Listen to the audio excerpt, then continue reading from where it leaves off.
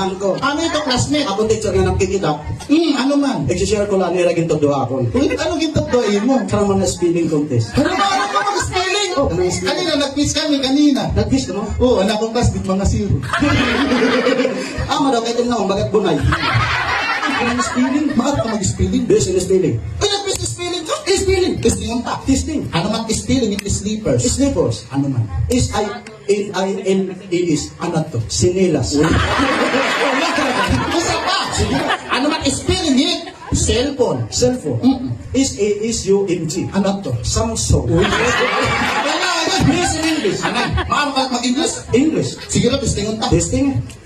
Ano man English with tindahan nga diri nagsasara? Diri, hubyat bantay. Ano man English with tindahan nga diri nagsasara? 7-Eleven. Para makamatuod na magalit ako mag-English. Kanta, bisan ano kaya ko translate English. Bis ano nga kanta? Bis ano? Nato-translate mo? Ano translate? Tingka ang bumo. No, I'm not lagging. Sige, testingin ta. Next one. Hoy, pare, pakinggan niyo ako. Hey bro, listen up yo. Ito na ang tunay na Pilipino. This is the real Philippines because my nose is flat. Gaging pasa, barangay Kalipayon. When in happy. Kalipayan happy. Bukod na kalipayan. Pilipino. Philippines. Bebot, bet, ikaw ay akin. Baby joy.